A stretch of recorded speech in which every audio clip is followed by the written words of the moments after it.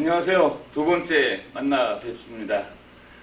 자, 오늘은 조선 후기에 이양법이 전국적으로 보급되면서 어떤 사회적인 영향력을 끼쳤는지 하는 것을 알아보도록 하겠습니다. 우리 어르신들 이양법이라는 거 다 아시잖아요. 이양법이 나타나기 전에는 직파법이라고 해서 밭작물하고 똑같이 벽실을 뿌렸죠. 그런데 이양법이라는 것은 모판에다가 벽실을 싹을 틔워서 한 뼘 정도 자라면 뭐가 되죠?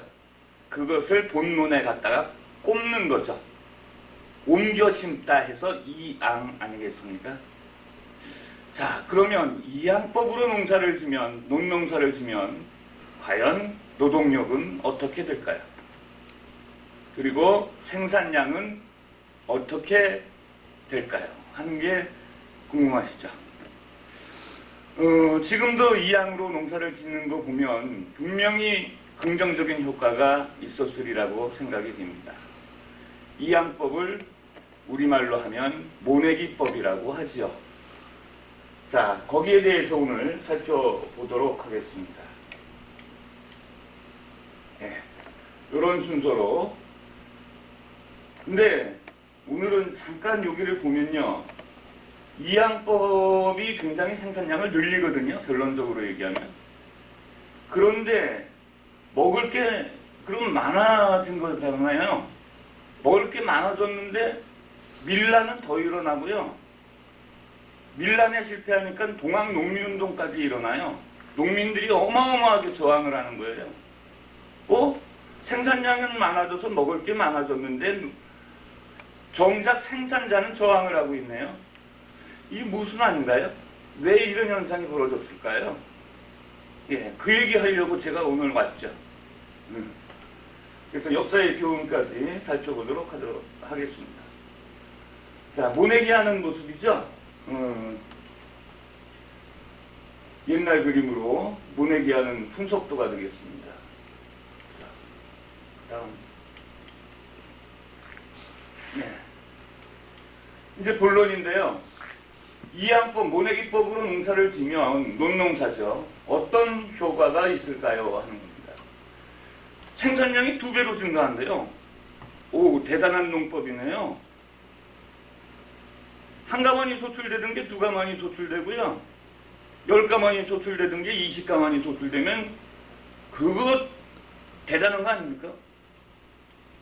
이양법으로 농사를 지면요, 노동량은 4분의 1로 감소한대요. 4분의 1이 감소하는 게 아니고요, 4분의 1로 감소를 하는 거니까 4명이 농사 질 거를 혼자 농사 질 수 있다라는 뜻이죠. 웜에 대단하네. 4명이 농사를 질 것을 한 사람이 농사를 지어도 그 면적을 커버한다는 거예요. 이야, 그러면 1인당 경작 면적이 늘어났네요. 그거를 뭐라고 그럴까요? 그거를 넓을 광자를 써서 광작이라고 그래요. 광작이 발생합니다. 노동력이 감소되면요. 자, 그러면 그 광작의 결과 4사람이 농사 짓던 면적을 한 사람이 짓게 되었다, 이렇게 되는데 그럼 좋은 거잖아요. 생산성이 높아지니까. 산술적으로 계산하면 보세요. 생산량은 2배로 증가하고 노동량은 4분의 1로 감소하니까 최소한 8배의 생산성을 증가시키는 거죠, 이양법은. 이의 좋은 방법이 농업국가였던, 농업왕조였던 조선의 팔도강산 전체에 보급이 되었다는 겁니다. 이야, 그럼 먹을 건 많이 증가했네요.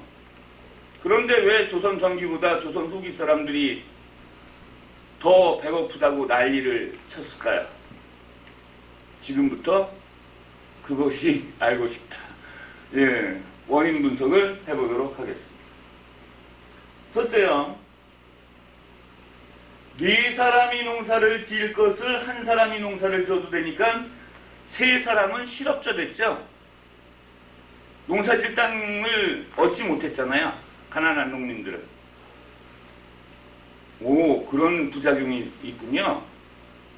아, 지주는 자기 땅이니까 상관없고 자영농도 자기 땅이니까 상관없는데 자기 땅 하나 없어가지고 이제 소작 짓는 소작 농민 있잖아요. 대다수의 가난한 농민들.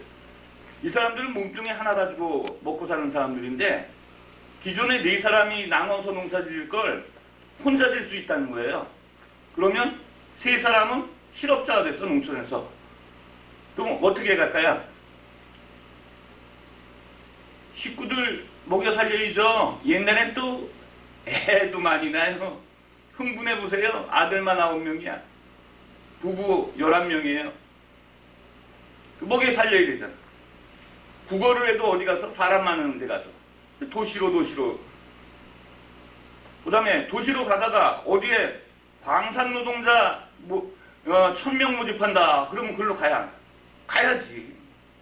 먹여 살려야 될 거 아니에요. 식구들. 그렇게 해서 이 농민들이 분화가 됩니다.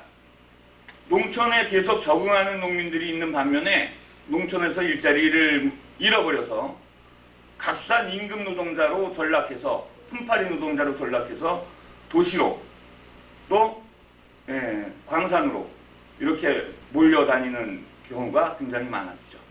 사람의 움직임, 활동량이 이동량이 참 굉장히 많아진다. 이런 뜻이 되겠습니다.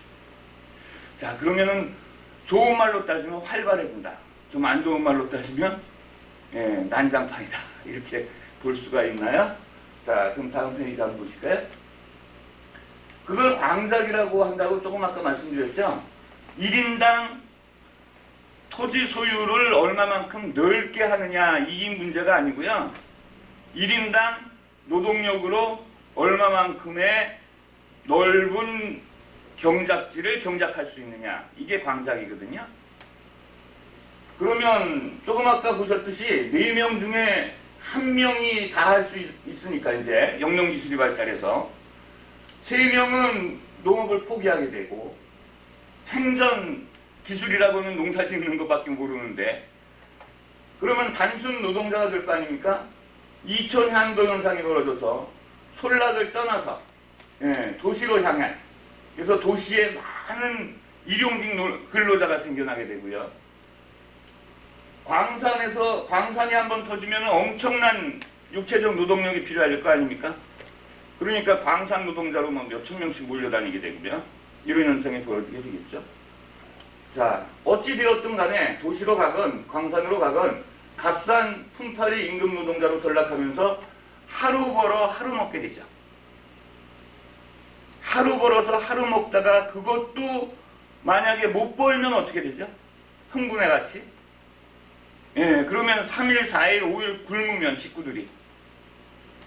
그럼 내 품팔이까지 가잖아요. 돈 있는 사람 형벌 받을 때 곤장 20대요 하고 형벌을 받으면 그 곤장 20대 내가 맞을 테니까 한 대당 얼마 줄까? 2냥씩 주기로 했잖아요. 형부정법은요. 그래가지고 20대 대신 맞으면 40냥을 버는 건데 그러면 그때 돈으로 굉장하더라고요. 한 달간 식량은 살 수 있다고요. 근데 그것도 경쟁이 치열해서 재치기 당하잖아요. 깨수아비한테. 이런 현상이 벌어지는 게 바로 조선 후기. 아, 그러면 조선 전기보다 조선 후기가 생산량이 줄었다? 아니요. 늘었어요. 엄청 늘었는데 빈부의 격차가 늘었죠. 조선 전기보다 조선 후기가.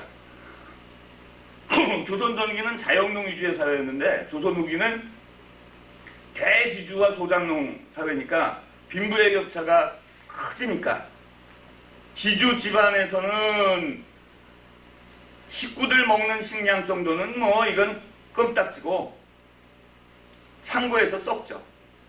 팔지 못하면.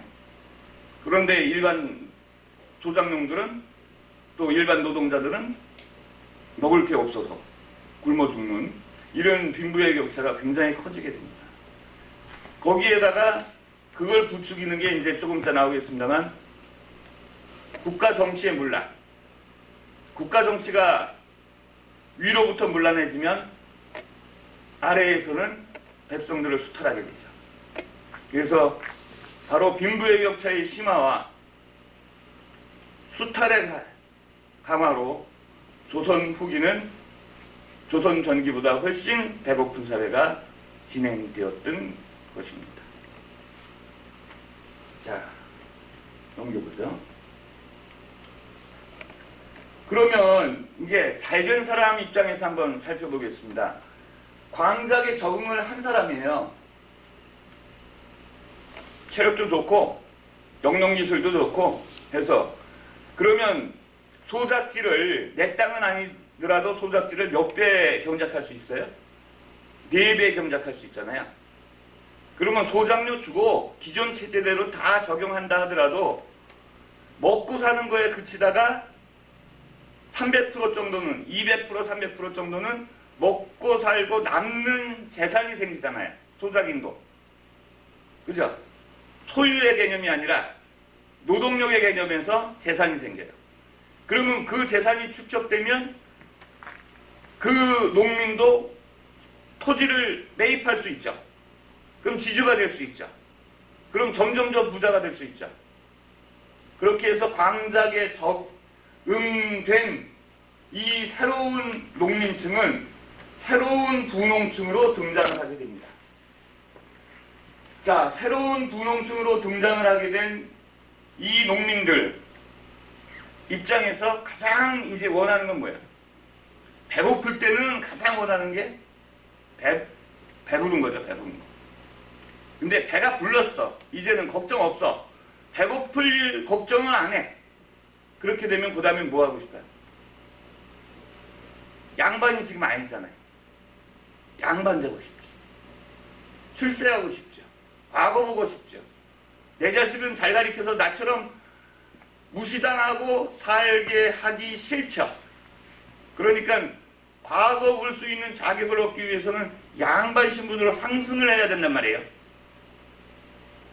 경제력은 있는데 신분이 상민이야. 경제력을 동원해서 양반으로서의 신분 상승을 할 수 있는 길이 터져요. 조선 후기에. 언제부터? 임진왜란 때부터. 갑자기 전쟁이 대규모로 터지니까 군량미가 모자르잖아요. 군량미가 모자르니까 국가에서 어떻게 했느냐. 군량미를 한꺼번에 많이 국가에 헌납하는 자는 양반이 아닌 신분이 양반 되기를 원한다면 양반 신분을 국가에서 주겠다. 그래서 국가가 먼저 실행을 했어요. 국가가 있으니까 합법이죠. 합법적으로.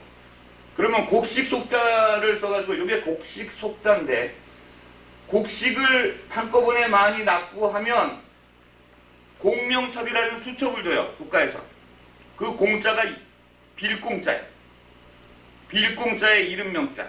이름 쓰는 난이 비어진 수첩. 여권같이 생각하시면 돼요.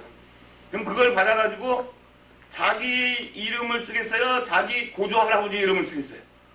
자기 고조할아버지 이름 쓰겠지. 왜? 자기 이름을 써도 자기 고조할아버지 이름을 써도 그 집안은 이제 무슨 집안이 됐어요? 예, 양반 집안이 됐으니까. 그러면 양반 집안이 되면 의복부터 달라지겠죠. 경제력은 있으니까. 그 다음에 하는 게 족보부터 만들겠죠. 그래서 우리나라 족보의 80%는 가짜야. 조선 후기에 새로 만들어진 족보기 때문에. 예.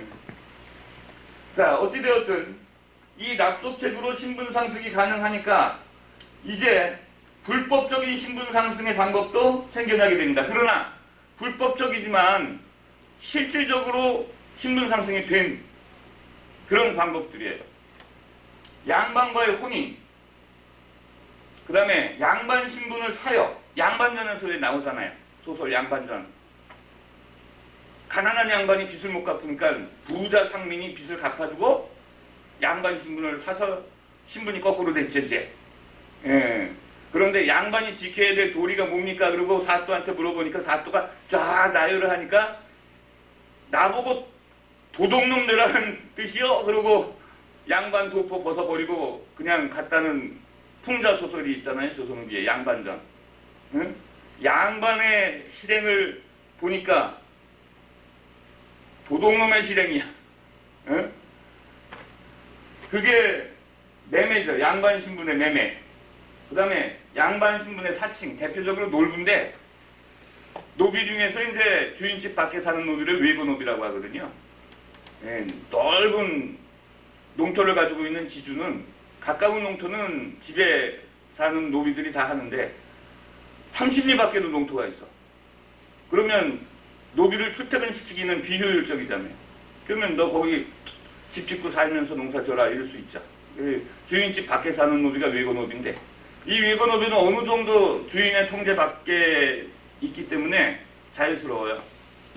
자기 가족을 독립적으로 거느릴 수도 있고 자기 재산을 독립적으로 축적할 수도 있는 노비가 외고노비예요. 그래서 주인집 안에 살고 있는 노비는 솔고노비라고 그래서 가족을 독립적으로 거느릴 수도 없고 그 다음에 재산 축적도 안 됩니다. 솔고노비들은 원칙적으로 길 가다가 금덩이를 주우면요, 자기 게 아니에요. 자기 주인 거예요.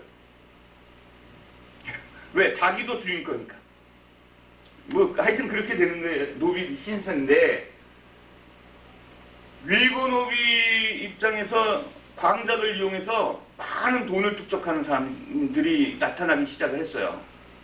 내가 이 가난 많은, 내가 내 자식 많은 이런 거 있잖아요. 왜? 그래가지고 재산을 주인집 몰래 축적을 하면요, 야밤도주를 해.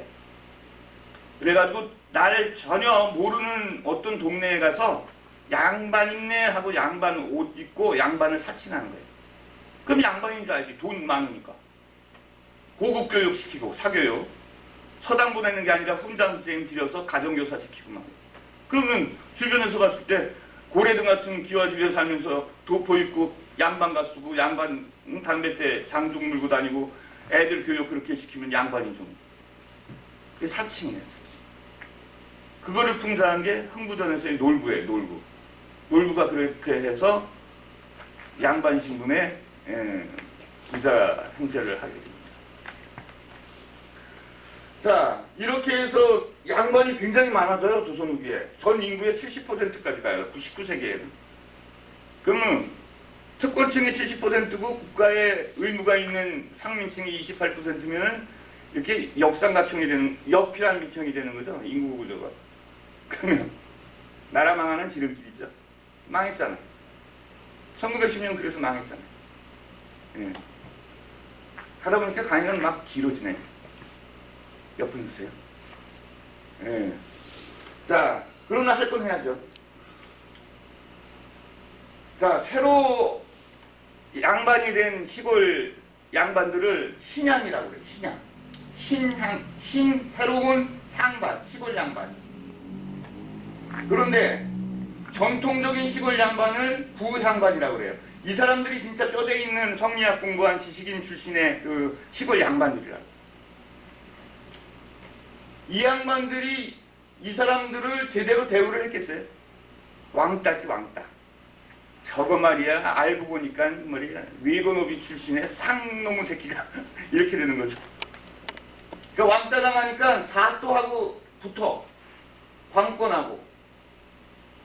이렇게 붙으면서 향촌의 주도권이 옛날부터 내려오는 성리학적인 학자 출신의 양반에서 무식한데 돈 많은 새로운 향반과 사또가 이쪽한테 당하니까 이쪽으로 붙는다고요. 요 세력이 새로운 착취 세력으로 등장을 해서요. 이 옛날 양반 세력보다 훨씬 더 착취를 많이 하게 됩니다. 그리고 이제 관청에 가면은 아전들이 있잖아요. 이 아전들이 무보수란 말이에요. 국가기관이 문란해지니까 타락해서 백성을 착취하게 되고, 중앙정계에서는 안동김 씨나 풍양조 씨의 세도 정치가 일어남으로써 한 60년간 굉장히 문란해지고, 세도 정치 나타나면 매관매직 나타나고, 매관매직에서 들어간 돈을 백성들한테 뜯어내기 위해서 조세제도가 문란해지는 거죠. 그러니까 조선 후기에 엄청나게 나타나는 것이 바로 밀란이죠. 농민반란. 선구적인 게 1811년 홍경래에 난 1862년에 임실밀란은 한 1000여 건 터져요. 전국적으로. 1년에. 근데 다 실패했어. 그래서 조직화된 동학농민운동까지 일어나잖아요. 요거나 요거는 국가가 조선왕조가 진압을 했는데 이거는 조선왕조 국가가 진압을 못해서 청나라 군대 끌어들이고 일본 군대 끌어들였잖아요. 우리나라 농민반란 그때 시각으로 농민반란이니까 조선의 농민반란 진압해달라고 외세를 끌어들였어요. 이런 미친 짓이 어딨어. 그래서 우리나라에서 청일전쟁 벌어져가지고 일본이 승리해서 일본의 식민지화 되는 데 이익을 담당했잖아요. 국가가 할 일을 못하면 이렇게 돼요. 내년에 누구 뽑죠? 예, 누구 뽑아요. 잘 뽑아야 돼요. 자, 홍경래에 난 그림이고요. 예, 이게 밀란이 일어났던 지역이고 주로 농업지대에 밀란이 많이 일어났죠. 왜? 농업지대가 착취할 게 많으니까. 아이고, 왜 안 됩니까? 마지막 장면. 예, 그래서 밀란이 일어난 지역을 농업이 안 되는 데는 뜯어먹을 게 없으니까 착취가 덜하니까 안 일어나더라. 그렇죠? 자, 이건 동학농민운동 때 있었던 민족기록입니다, 여러분. 자, 그래서 마지막 결론. 조선 후기의 식량 생산량은 늘어났습니다. 이양법 때문에. 그러나 더 배고팠던 것은 빈부의 격차가 더욱 심해지고 실업농민들이 더 많아졌다는 것입니다. 그리고 한술 더 떠서 정치가 조선정기보다 문란해짐으로써 백성들에 대한 권력의 수탈이 심해졌다는 겁니다. 바로 빈부의 격차와 권력의 수탈은 백성을 등치면서 국가를 망하게 한다는 사실을 우리는 이미 경험한 적이 있습니다. 파이팅 합시다. 네.